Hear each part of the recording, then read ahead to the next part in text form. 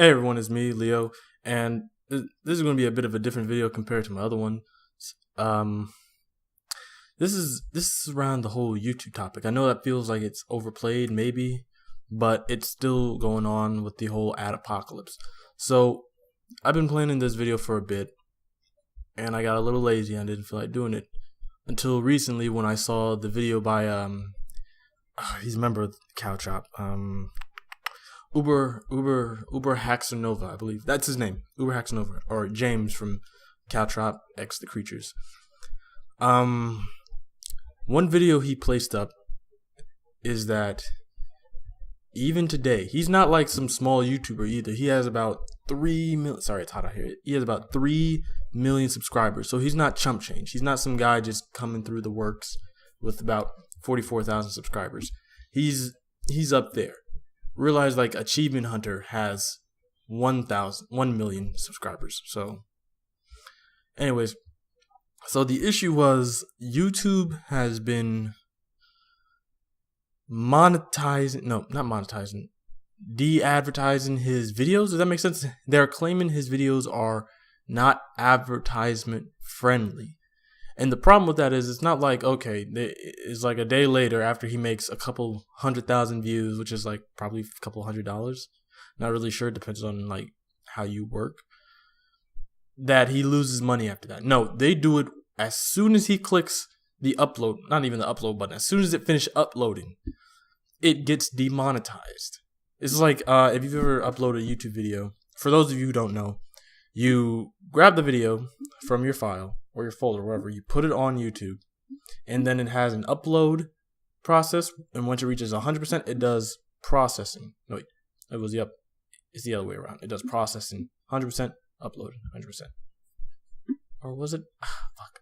Man, don't even listen to me. But he's getting, like, demonetized during the entire process. He doesn't even have to publish it. That's the issue. He's not publishing these videos, and then he gets the fucking demonetized. He still publishes it.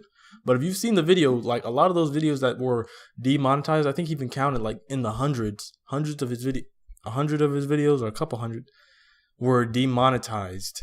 And if you've seen the views, there are like some videos who are in the millions. So he's losing a large amount of that revenue. All right. Now, I've learned recently that he was originally funding Cow Chop. So if shit like this had originally happened, I don't think Cow Chop would have had the amount of money or the funding it needed to keep everybody who they had. Actually, that's about it. I guess it just depends on how I say it. It did not have the funding to keep everybody that it had. Which brings me to the main topic. Is YouTube a safe, or not even a viable source of income? Is it a job? Can it still be a job? The answer is 50-50. In my opinion, no. My personal opinion, no. Just because of how much work you have to go into it. Like, I'm not seeing a bunch of new people come on YouTube and make it big unless they're like from text message. Unless they're like from what's that thing called? Vine. Like Logan Paul, Jake Paul, the whole thing is like all these new people who had followings beforehand come onto YouTube. And they get hit. They get big. Not like 40,000 subscribers, which is big. No offense to anyone who has that. I wish I had that. Like, look how many freaking subscribers I have. I have 31 or 30. It keeps going back and forth. Someone keeps subscribing and unsubscribing. So there's no way in hell I'm going to be making a living. But a person like let me think. I guess I'll have to say Vash12349. He's a YouTuber. He's a Let's Player. He does Let's Plays. He's amazing. He's an amazing person, but let's say all of a sudden he gets demonetized. From what I've seen, well, I can't really say that because I don't know if Vash mainly does YouTube videos or if he has a job on the side. So I guess I'll just stay on Uber Haxanova. With all that money gone, like now that YouTube is. And honestly, I thought they finished with this, but now that YouTube is still, going around swiping the slate, because last time they did it, they did this because Leafy, Drama Alert channels, all that was the first fucking revamp, And the second one was all these negative videos like, oh, terrorism, oh, death, all LGBT is bad, all those type of videos. And then the good people, not the good people, but like the people who were doing positive videos were being struck. And then all of a sudden, I guess they were like, oh no, we fixed it because, you know, Gay Pride Month. And they were like, we don't want anyone thinking we're bad about this. And they aren't. I'm not saying they are. But it's not humans who are making these decisions. It's humans who are making the algorithm. And maybe someone typed the wrong number. I don't know how to create an algorithm, but maybe someone typed the wrong code. Because now there are bots that are, it's probably not even just him. It's probably other YouTubers where these bots have just pre-blacklisted a bunch of YouTubers. And when they pop up the video, it's demonetized like that. Not even checking what the content is. For all we know, Uber was just probably like walking into a store, buying a smoothie, which is probably not one of his videos, just saying. And then he goes home, demonetized. Now, I'm not saying that's a video that he had, but I'm just saying it's an example. So and don't forget, the reason I said 50-50 as if YouTube is is a viable source of income, is a job. Because 50-50 is, Uber is known for his less than ad-friendly content. A lot of it is ad-friendly, but some of it isn't. So he's known for that. So he has that half, but the other half is he's a 3 million subscriber channel. You don't want someone like that dropping off. You know what I mean? Especially when he makes millions of views. I won't say millions of views per video, but regularly millions of views a video. Regularly. Not like day after day after day, but like every 3 days. For someone who's just now starting out on YouTube, though, well, not just starting out, but like someone who's in the 20,000s, like, I don't know if ad revenue has returned to the way it once was. I know that there are a lot of advertisers who did come back, but I don't know if it's the way it used to be. But from the sounds of it, there might be a couple restrictions on it, on how ads are working nowadays. I haven't done any research on it, and YouTube's probably not said anything because, like, what's his name? Was it Scarce? The YouTube news guy who somehow replaced Keemstar in Drama Alert. He did say that, was it him? He did say that there was a blacklist for people on YouTube. So there is a list of individuals who can't monetize anything. I feel like I'm going off topic here, but I'm just trying to like show you these examples or these extremes for people who do YouTube as a living and they can't anymore because YouTube deemed them, you know, unfriendly or put them on blacklist or just don't like them or in anything in general. So I just want you to focus on that. If these individuals who are big or big enough are being pushed on these plates, there's a chance that the newer guys, like, oh, these new small YouTubers don't really get us money. Let's not give them the best ads. That's always existed. All right. Let's not give them the best ads. Let's give it to the bigger people. But now some of the bigger people are now being pushed away. So there's some space in the middle. And even then, it's like YouTube revenue is not a lot. And the way I'm seeing that is a bunch of YouTubers are getting a Patreon. Again, no offense to anyone who's getting Patreon or using a Patreon. There are just a lot of people who can't make enough money based off of the ad revenue. So they do need this actual, like, not donation system, this actual paying system. I was going to say donations, but I guess some people do count them as donations. Because like, you pay me $2, that's it. I make this YouTube video that gets like 50 views. I just got like a couple pennies. That's awesome. That's great. Good work on that. My goodness gracious, it's hot outside. Anyways, so that's for the big YouTubers. That's for the big YouTubers who are trying to get there or who are already there. This next part is for the small YouTubers. Like, they're trying to come in. Their main focus is like, all right, I'll just get ads, I'll get views and all that, and that's great. YouTube is a little bit more complicated than that.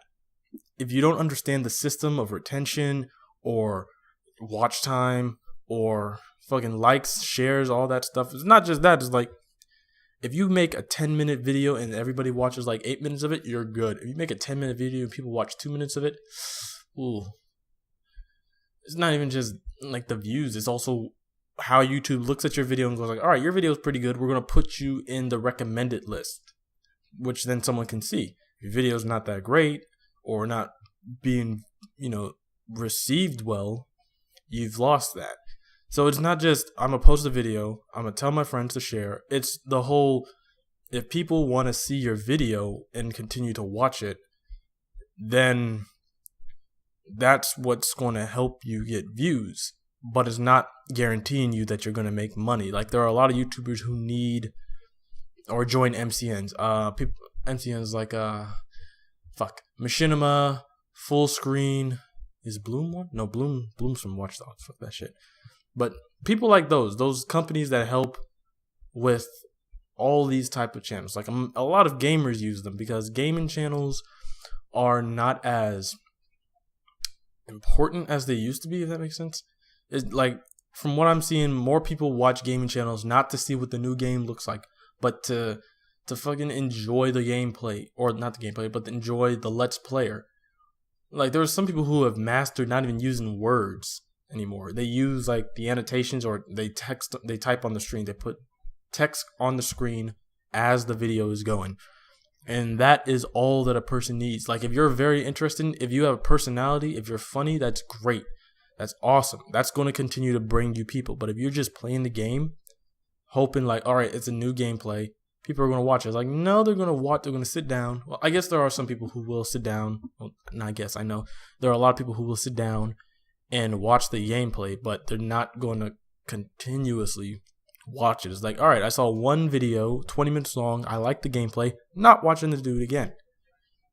However, you add more like the commentary and you're interested in, it's like, all right, I saw one gameplay, 20 minutes, the whole thing. Like the guy, I kind of want to see him play again. So it's not just posting videos and talking. You have to actually be a personality. I won't say being a YouTuber is tough. It's having the ability to constantly post up, not constantly, but like regularly post content, be interesting, aka personality, have either a good following somewhere else. Like, if you're on Instagram, you're like, oh, I have 5,000 followers. Maybe I can like say, hey, I'm about to start YouTubing. Like, I guess networking, would that be called? So personality, regular uploads, networking. Just, in my opinion, MCN would count as a networking type of system, because MCNs, not Machinima. From what I've heard, Machinima doesn't do this all the time, but an MCN would boost the amount of views you get and show off your video in more areas, which would help. Not just gameplay, but like other people. And then there's that, but then there's also the one other thing, the one complicated thing I've seen. I want you to understand this. There are millions of people on YouTube. I'm not talking about on YouTube. I'm talking about millions of YouTube channels. All right. I don't remember where. I know I read it from Google itself or YouTube itself, that out of all of those, only 10% of all YouTube channels have over 100 subscribers. Only 10% have over 100 subscribers. That's the problem, though. Not the 10%, but the whole fact that there's a million YouTubers. There is less and less space for originality. All right? You're looking at it as like, oh man, I wish I could have done that. Oh man, why didn't I do that? There's less and less space for originality. And then there's also the issue that if you do come through and you're like, I can do that video better than the person who made it originally, there is the possibility that a lot of the like, imagine this person has like 500,000 subscribers, and all he does is vape tricks, all right, penis. And all of a sudden you come in and it's like, 2 penises. Like, you're one up in the individual, and I won't say you're stealing his content, but you're better at what he does than he does. But then there's still those subscribers and all those people is like, you're copying his content.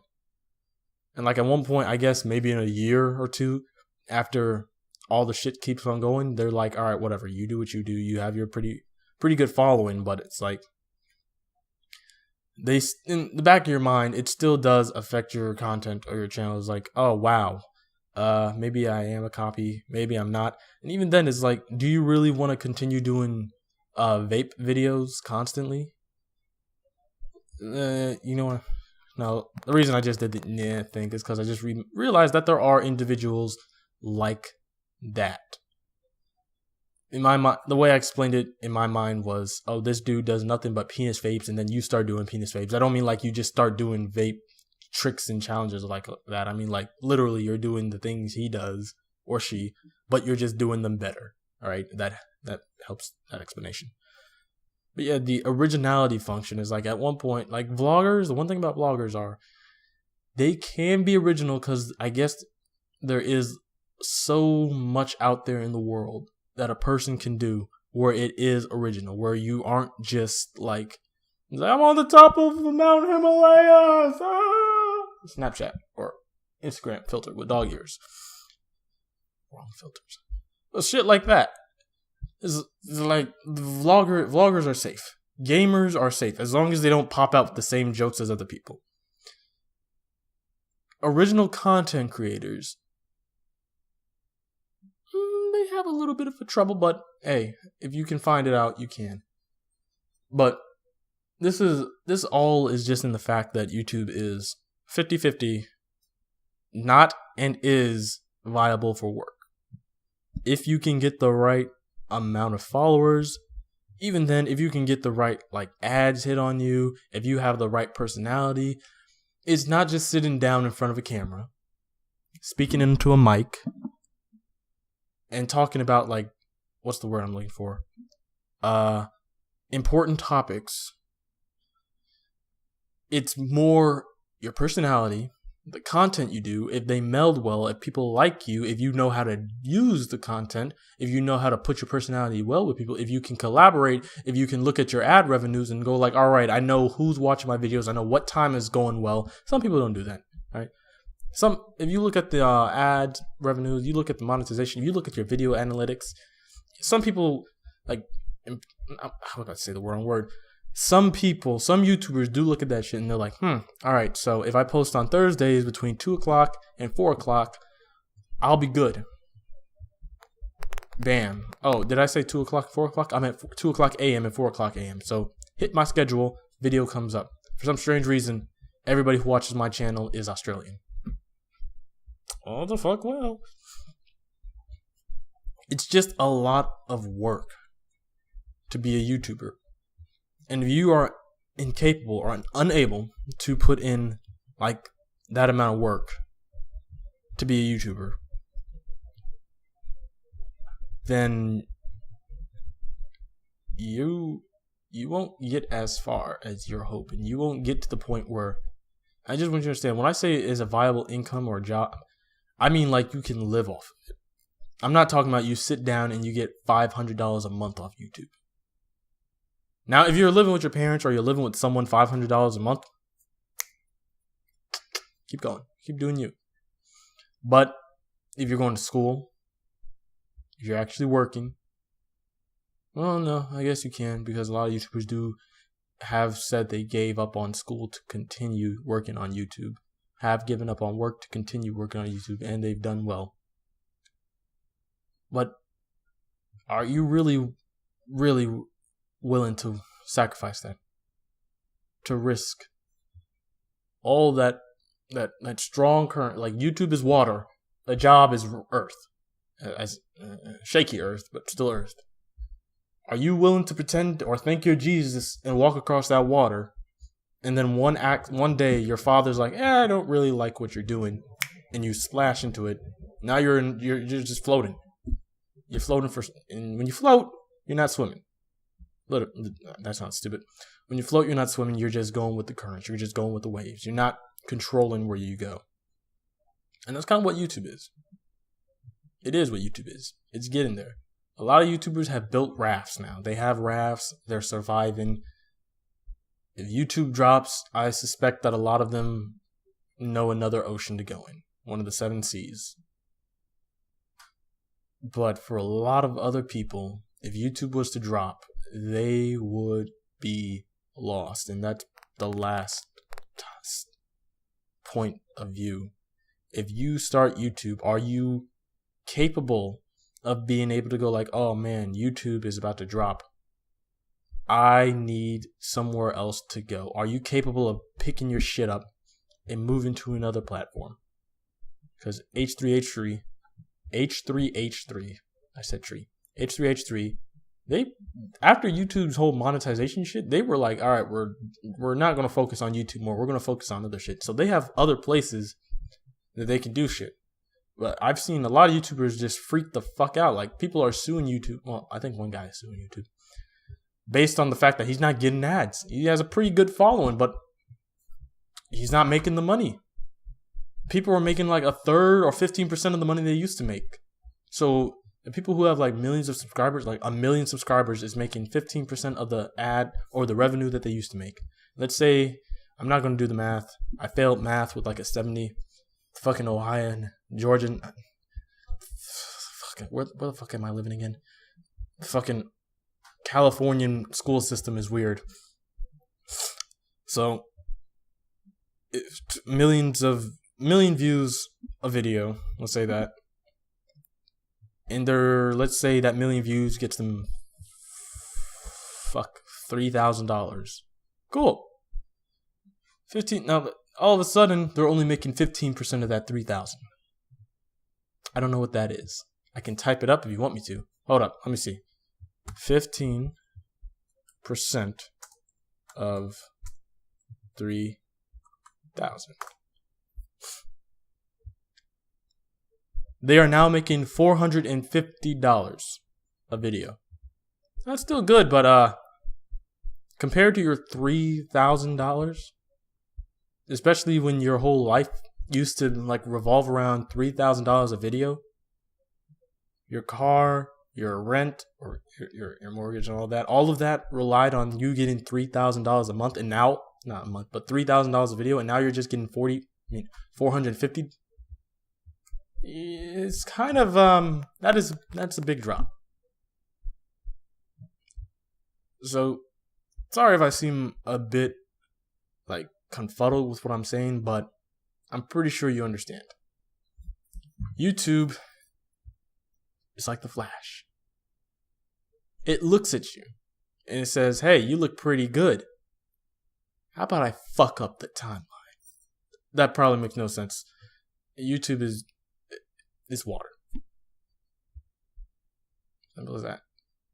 It's good if you want to enjoy it. Like, you're not just in it for the money. You legitimately like this. Like, I enjoy talking shit about stuff. It's good for that.